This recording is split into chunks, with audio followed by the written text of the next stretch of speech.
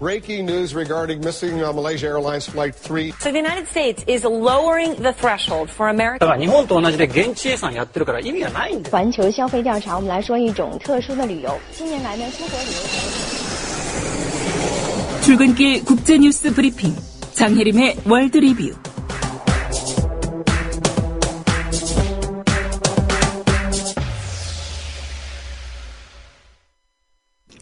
네, 밤사이 주요 국제 뉴스 정리하겠습니다. 장혜림 캐스터입니다.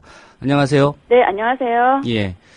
이 세월호 참사 대응, 이 무능에 대해서 박근혜 대통령 지지율 하락하고 있다는 보도는 국내 언론 많이 보도를 했습니다.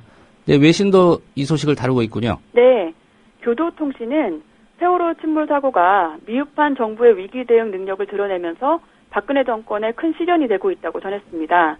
그러면서 정권의 중간 평가가 될 6.4 지방선거를 앞두고 박 대통령의 지지율이 하락하고 있다고 설명했습니다. 예. 교도통신은 사고 당시 정부가 승객의 수와 구출자 수를 파악하는 것에 혼란을 빚었고 또 해양경찰도 승객에게 탈출을 우선적으로 지시하지 않아 피해를 확대시켰다고 지적했고요.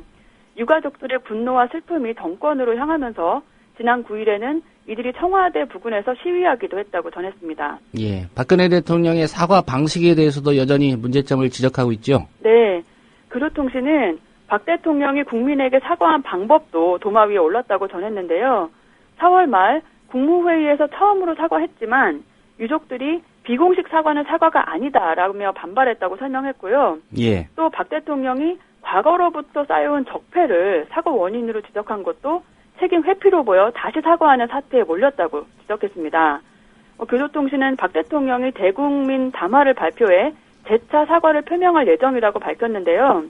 하지만 사고가 나고 한 달이 다 되도록 실종자를 다 찾지도 못하고 또 정부에 대한 국민의 불신이 커지고 있는 상황에서 박 대통령이 신뢰를 회복하기는 좀 어려울 거다 이렇게 전망했습니다. 예. 이 세월호 참사 대책 관련해서 해외 지식인들의 성명이 나올 거라는 언급해 주셨는데 성명서가 발표됐습니까? 네. 해외에서 활동 중인 교수와 학자 1,074명이 현지 시간으로 지난 13일 미국 워싱턴 DC에서 세월호 참사의 원인 규명과 정부의 책임을 묻는 내용의 공동 성명서를 발표했습니다. 성명서를 발표한 이 1,074명 중 교수는 577명입니다. 예. 이들은 개인적 일탈뿐 아니라 정부의 무능력과 부패에서 비롯된 구조 노력의 미비를 지적했고요. 사회의 총체적 비리와 부실이 적나라하게 드러났다고 밝히면서 한국 정부가 피해자 치유와 배상을 비롯해 적극적으로 대책을 마련하라고 촉구했습니다. 예. 당연한 요구를 한 것 같고요. 네. 경제 논리를 우선시하는 우리나라의 문화, 이 부분도 좀 지적이 됐군요. 그렇습니다. 이들은 세월호 참사를 계기로 경제적 이익보다 사람을 먼저 생각하는 그 패러다임의 전환이 이루어져야 한다고 밝혔습니다. 이번 성명을 주도한 사람은 미국 메릴랜드 솔스베리 대학교 정치외교학과 남태영 교수인데요. 예. 남 교수는 지난 7일부터 12일까지 인터넷을 통해 서명을 받았다고 설명했습니다. 예. 어제 터키에서 발생한 탄광 폭발 사고 소식 전해주셨는데 하루 사이에 희생자 수가 크게 늘었군요. 네. 터키 서부 소마에서 일어난 탄광 폭발로 지금까지 최소 245명이 사망했다고 현지 시간으로 14일 터키 에너지 장관이 밝혔습니다. 사고 당시 갱도 안에는 광부 787명이 작업 중이었는데 이 중 450명 정도가 구조됐지만 아직 약 90명이 남아있어서 희생자가 더 늘어날 전망입니다. 예.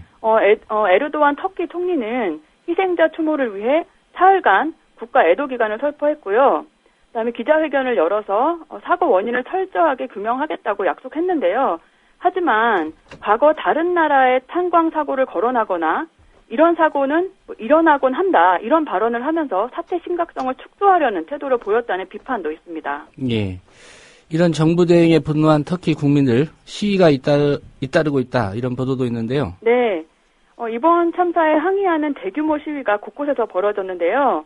소마에서는 총리의 기자회견 장소에서 총리가 책임지고 사퇴하라고 요구하는 시위가 있었습니다.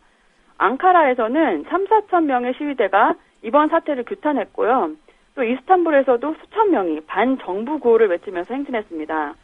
경찰은 최루탄과 물대포 등을 쏘면서 강제 해산에 나섰는데요. 예. 이 과정에서 부상자가 발생하고 또 일부 시위대는 체포된 것으로 알려졌습니다. 정부의 대응만 놓고 본다면 이 터키에서는 이게 터키판 세월호 참사다 뭐 이런 얘기도 있다는데 네, 그렇습니다. 비슷한 상황인 것 같습니다.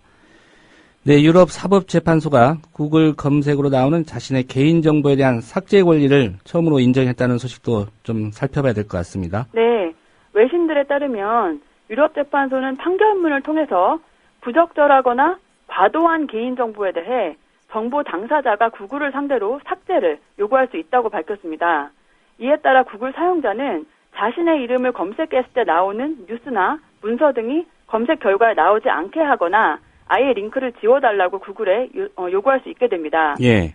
만약 구글이 이걸 거부할 경우에 개인은 정부기관에 요청해서 이것을 강제 집행하도록 할 수 있게 되고요. 단 공공의 이익과 크게 관련이 없는 정보에만 해당됩니다.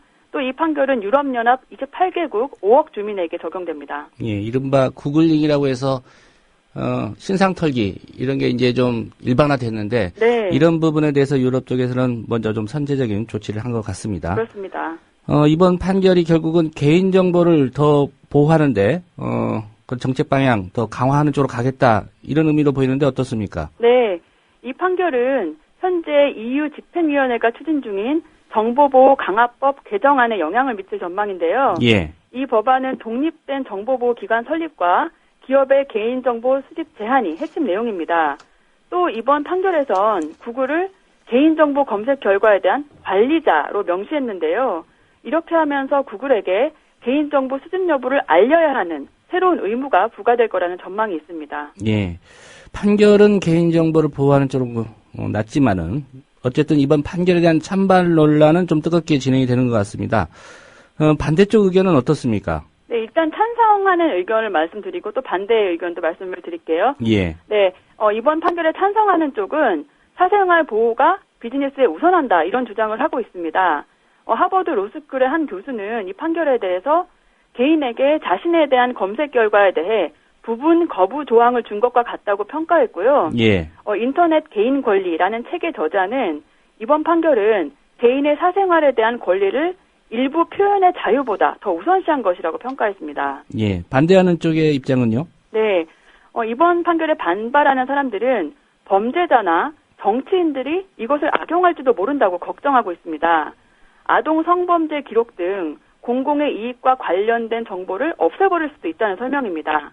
파이낸셜 타임스도 사설을 통해서 잊힐 권리가 힘 있는 자들이 과거를 덮는 권리가 돼서는 안 된다고 밝혔습니다. 예. 또 이 판결로 인해서 표현의 자유가 위축될 것이라는 우려도 있습니다. 예. 그런 두 가지 의견에 대해서 좀 잘 고민을 해서 합리적인 결론을 내려야 될 것 같습니다. 네. 오늘 소식 잘 들었습니다. 감사합니다. 네, 장혜림 캐스터였습니다.